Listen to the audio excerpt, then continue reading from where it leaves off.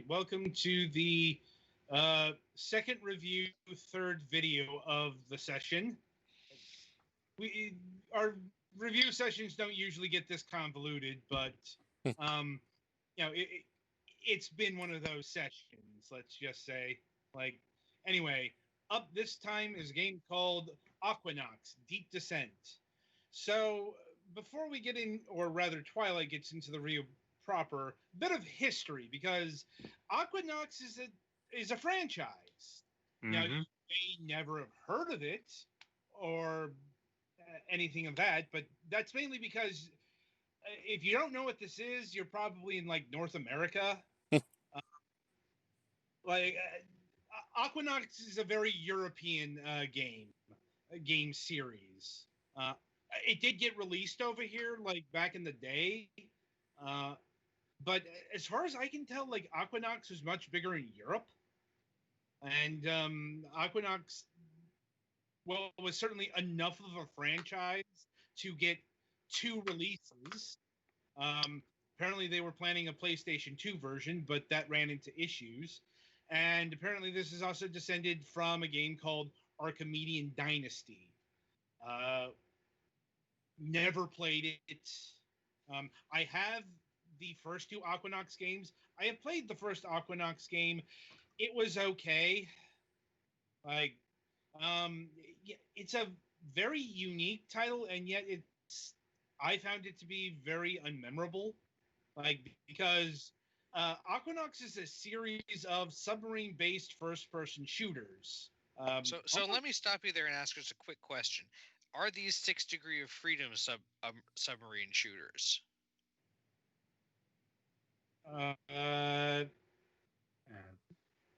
Not really.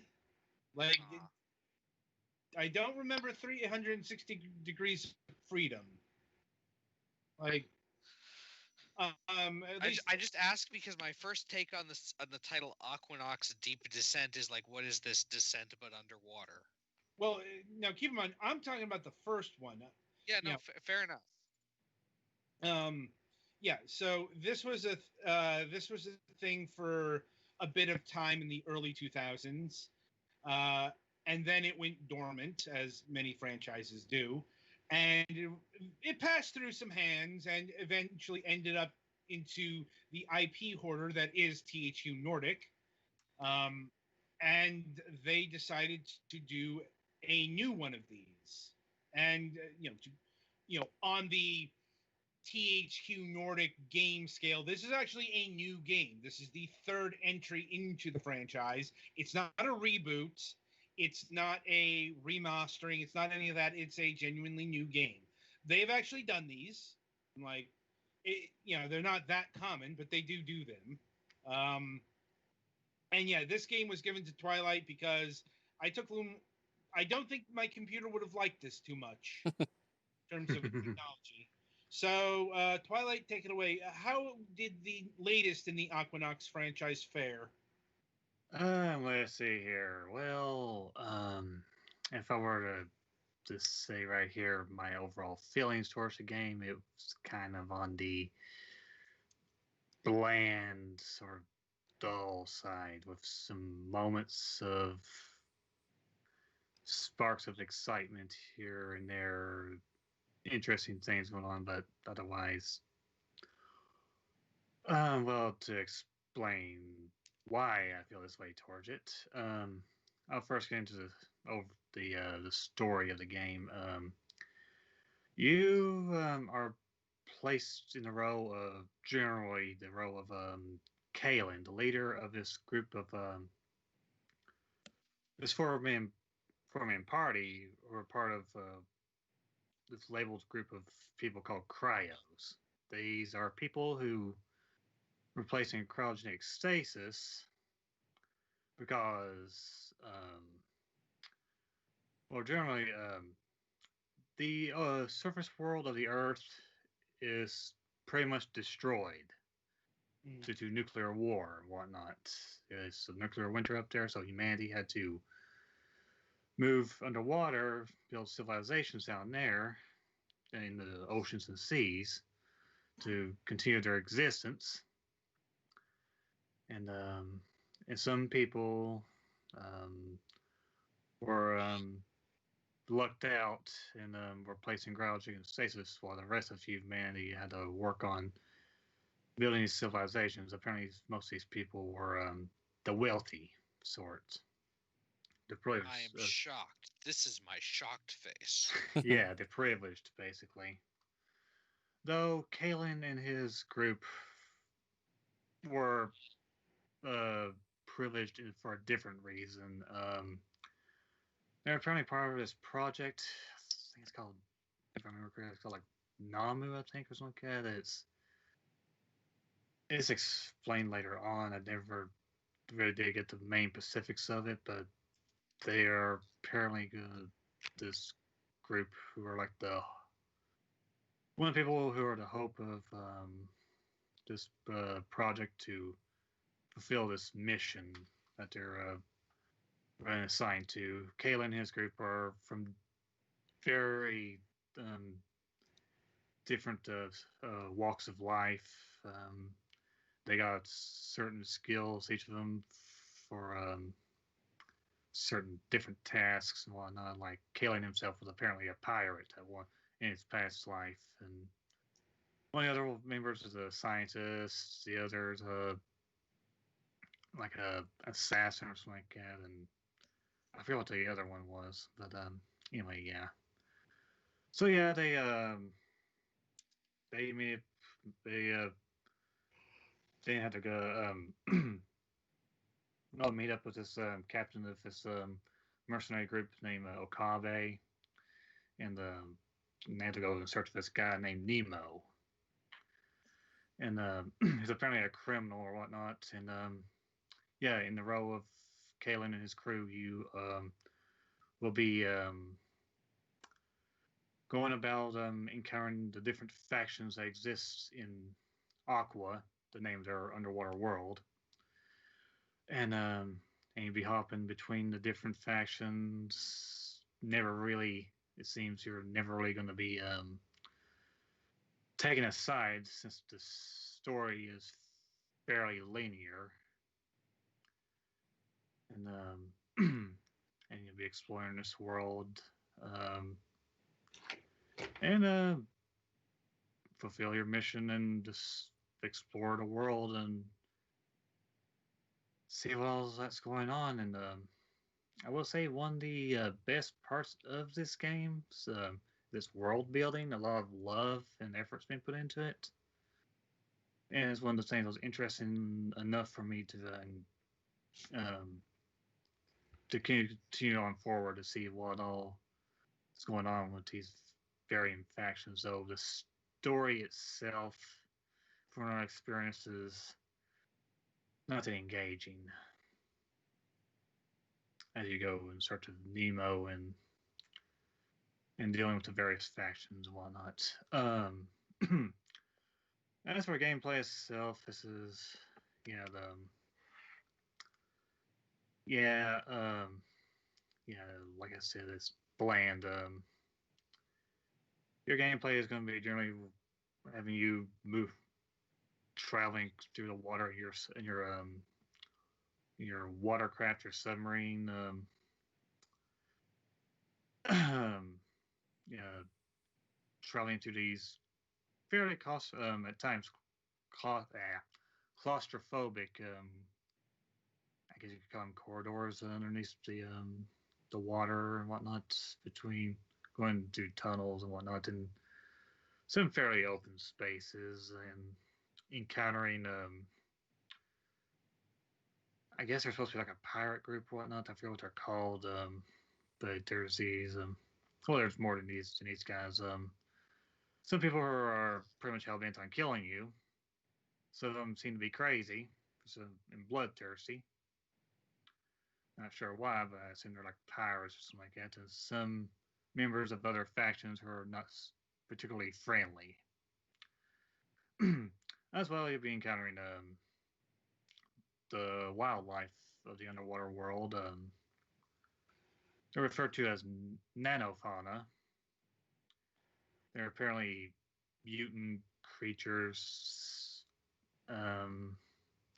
with some nanotechnology embedded into them for some reason that I've never got any real explanation about.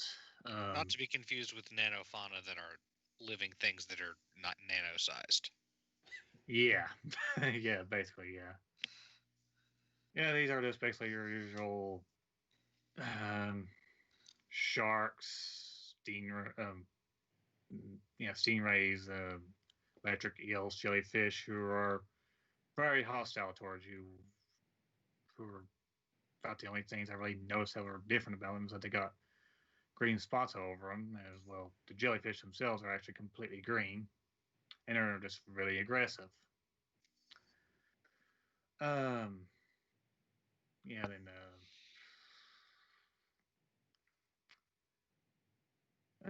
yeah, that's about all the actual hostile entities. Well, there's the nanoplankton, but they're not naturally hostile towards you. They're just very dangerous being there, and they'll destroy your ship in no time flat. Anyway, yeah. As for the overall gameplay itself, yeah. First and foremost, the combat, which is the most exciting part of the gameplay. Though it's fairly simple. Like in a lot of FPSs, you'll be strafing around, dodging gunfire from your opponents who like to keep their distance most of the time, and they kind of slowly drift around, and they fire at you, and as and as you fire back with your, you can gain up to like 4 different weapons you can switch between. Some turret guns, machine guns, lasers, and torpedoes. As well as some other guns that are, I assume, supposed to be like a shotgun sort of thing that wasn't particularly useful though. But that's like the general types of weapons that you'll be wielding. And each of them have their own amount of ammo that they carry. That you be having to buy or craft for yourself. Yes, there's craft in this game. Like just at the base. You can craft ammo at anywhere you want, even during combat. Not exactly okay. the best time though, because I'm just picturing standing up. One of my friends, when I was a kid, used to have parents who did like competitive shooting, or target shooting, and they had a cartridge maker in the basement that I got. So I'm just picturing like one of those in the submarine, and you just stand up for the controls, which are really quick. yeah, you can craft ammo while you're out and about, and as well as your base and the locations that you travel to throughout the world. Yeah, then yes, yeah, the kind of besides the firing at one another, your submarine will also have abilities that you can equip to it. You can customize your submarine with varying parts and whatnot. Yeah, the abilities are like temporary shields, this all-out fire attack, and varying other abilities. There's like a ability that you can ram into other ships with. Um, Personally, I wouldn't exactly advise doing that because it hurts you. um, and yes, there are some other abilities I never did really get to using them much, or hardly at all most of the time. But yeah, and let's see here. Really, that's all that can really be said for combat. It, like I said, is simple and it can be exciting at times. Some battles you encounter can be more difficult than others, but as long as you're prepared, you'll come out of them just fine.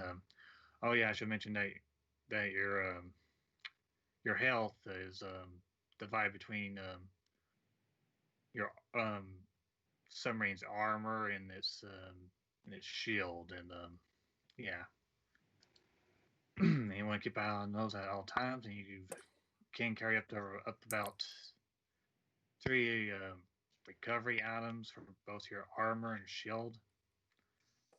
Um, and that you can also craft anywhere out in the world, and you're in the base, whatnot. And I guess that's the thing I should also get to talk about is the crafting. Fairly simple. You, as you expect, while exploring the world of Aqua, there'll be places where you can salvage items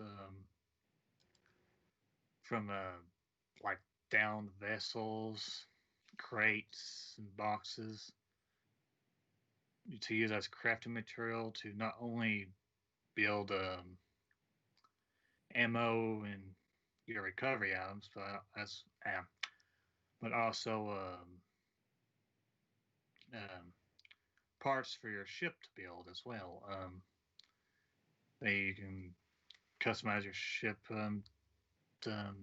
to your ideal strategy for combat and whatnot. For like, if you want to focus on your ship's agility and speed, or its armor and firing power and whatnot. Um, yeah, these are pretty much a must. So you can buy some items for your ship with credits that you collect from the salvaged areas, the boxes and crates and whatnot, as well as from enemies as well. There are also some of the quests that you take during the game. You get rewards in credits and whatnot, and you can also unlock other ships, better ships that you can switch to throughout the game. There are also rewards from the quests and whatnot. You can customize those, and the more ships you unlock, the more variety that you can just switch between for whatever situation you get yourself into. Of course, this can only be done at bases and whatnot. Yeah, bases and shops, and yeah. Let's see here. As for the game's controls, this is something I found to be uh, something I couldn't help but notice. But as you can expect, you're traveling underwater, so you're at times not going to have the best mobility, and for the most part, controlling your craft is not too big of a deal. It just at times won't be the smoothest experience, but there were times, um, but whenever I wanted to um, turn my sub with my mouse to aim and whatnot, no matter what I did, that got really annoying at times. I had to pretty much just repeatedly drag my mouse across my pad to get my ship to turn. And though I looked in the options and there is like a sensitivity thing, it really didn't seem to do anything. So I had to fight with my sub to get to turn and aim for where I wanted to go or wanted to shoot at. And that caused me more problems than I liked for it to at times in combat. Got me killed a few times as well. So, yeah, that was kind of a problem, though it didn't ruin my experience too much. Like I said, besides the combat, the exploration parts of the game, I should, which generally just consists of you going through the tunnels and wide open areas of the underwater world. There's not really that much to look at most of the time. It's very pretty and nice looking, but the exploration can be dull at some points unless you're on a mission. Otherwise, the combat was pretty much the most exciting points of the game besides learning about the world. And yeah, so trying to think of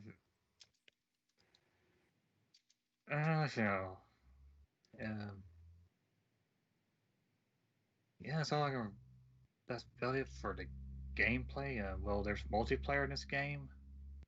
I couldn't experience it though, but I did request 2 codes, but they didn't send me 2 codes.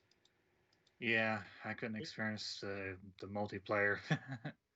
Though from what I heard, there's some problems with it. Yeah, you can apparently play this game up to like with 4 people in co-op, and as well as um, player versus player. I really can't say anything on that. Just only got hearsay, but I'm not really gonna speak on that. So that's pretty much the customer's own judgment, basically, to go with. Well, let's see now. Well, for the graphics and visuals, like I said, this game's actually very pretty to look at. The environments are really nice. Um, so if you really like underwater ocean-based scenery, it's got that going for it there. Um, the artwork for like the characters and whatnot is uh, this is pretty much a personal preference thing. And the character designs were all right. They went with realistic um, character designs, so yeah, I kind of liked them. They were okay. Not really anything stand out, and they look like something I would have seen in other sci-fi based games. Um, now, uh, uh, as for the like enemy designs, ship designs, how they looked and all, not the other submarines, your own submarine and whatnot, they looked good. Can't really say the same for like the wildlife though. I know this game didn't exactly have the highest budget to work with. Um, I couldn't help but notice how rather unimpressive looking certain creatures looked at times, especially when they got up close to you. They looked all right from afar, but once it got right up to you and the shark starts trying to nom on you with his mouth just flapping open and close as it bites on you right in front of you, yeah, I'd say kind of comical at times. But yeah, but overall, the graphics are really nice, quite pretty, and yeah. the music and sound design, it's definitely got the appropriate music for this game. With the whole, definitely got that vibe of while you're exploring the mysterious. It's got that sort of mysterious vibe, exploring the underwater world, exploring the unknown at some points, and whatnot. And then once you get into combat, it's got this high energy sort of rock music that plays at times, and I thought it worked. I thought that worked fairly well. Uh, though that's for like the sound effects and whatnot. Don't really remember those all that well. Though this game does have some voice acting, and it's kind of a mixed bag. The casual conversation, well, they just the general conversations and characters talking and whatnot. Uh, they did a fairly good job there. Nothing stand out in the voice acting department, though. They did well enough.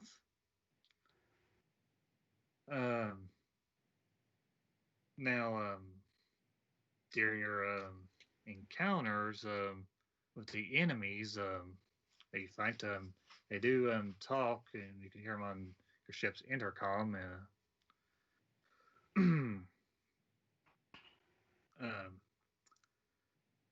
Uh,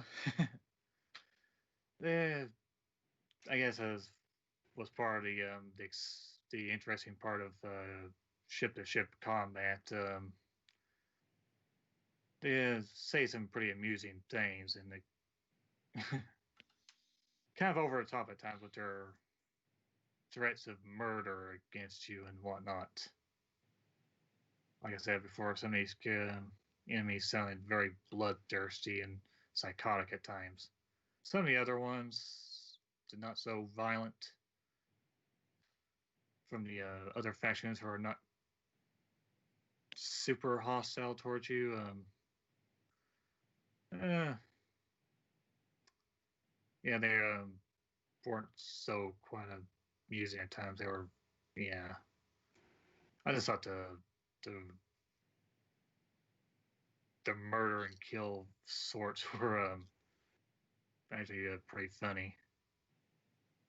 They mentioned the whole ship intercom thing. I remember that I did have to say I really liked the just going back to the visuals and whatnot. I did like your ship's UI and interface and whatnot, and how it changes from ship to ship. You get, which I thought was a nice touch, and I actually very much liked it how immersive it was with the whole ship's cockpit design and whatnot. So yeah, my general thoughts, as I already said before, this game can be fun at some points, most particularly in combat, the ship-to-ship combat situations with um, the various missions you go on. I should have mentioned those before. Yeah, the missions are your usual go hunt down these people here, these pirates and whatnot, and destroy them and come back, or fetch this item here. This is basically, if you're familiar with open world RPGs, this will sound very familiar to you. You also got some like babysitting missions, escort type missions that you go on as well.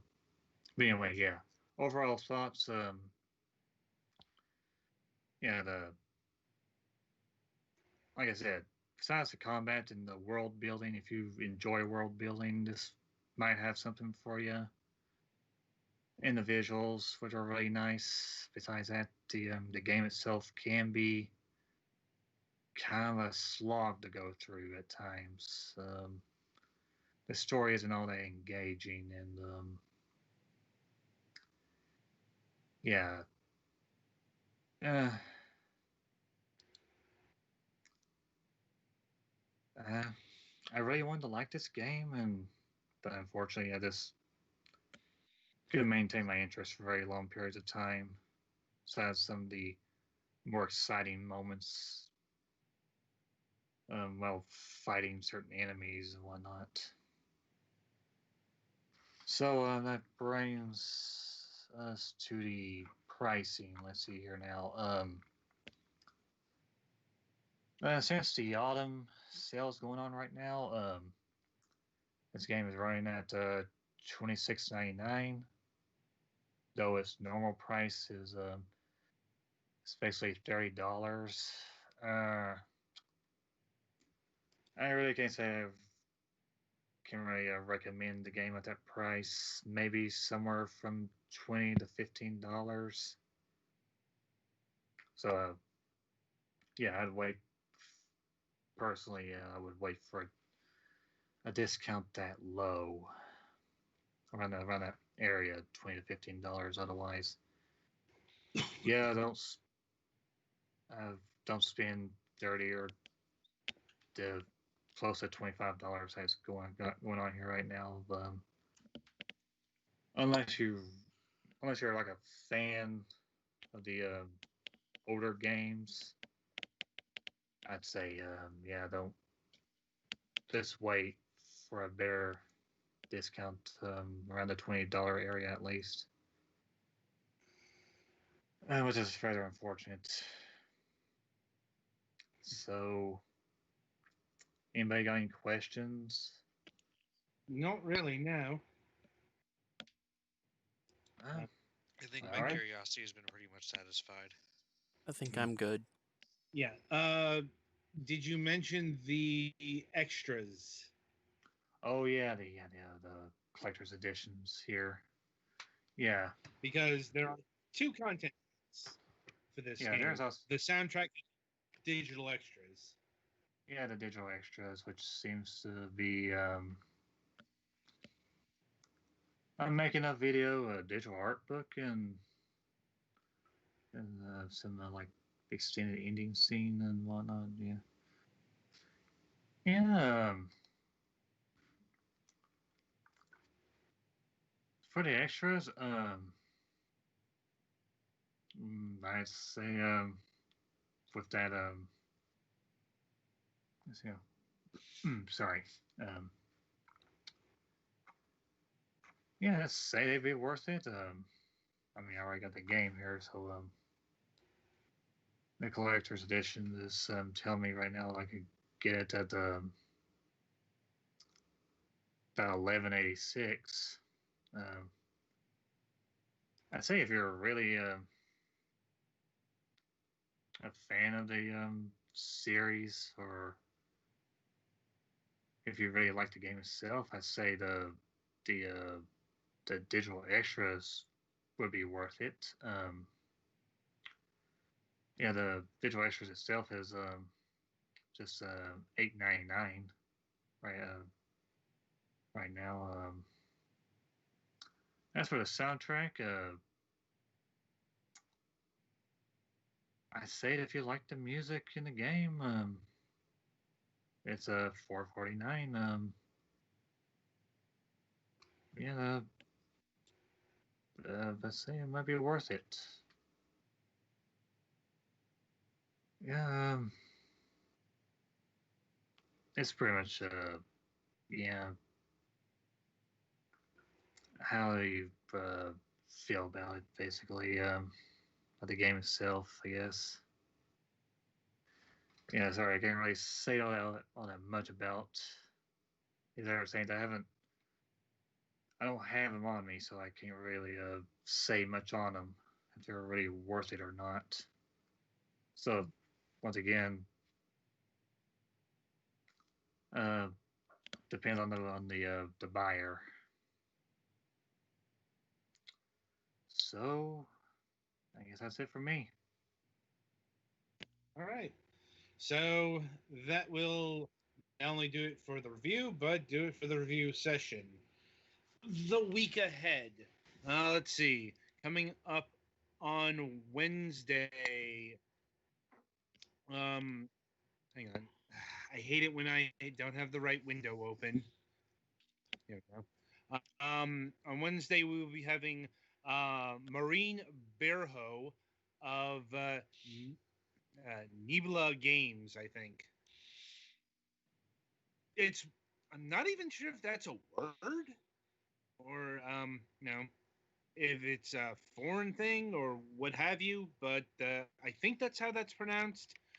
I'm sure we can get that corrected on Wednesday. Anyway, we will be talking about the free-to-play card game called Kaza, of which it had a major content update about a month ago.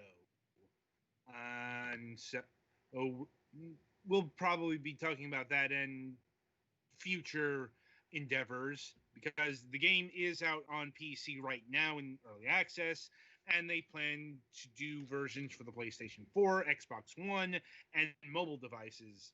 They say the near future, but that is one of those enticingly vague release dates. No Friday show this week.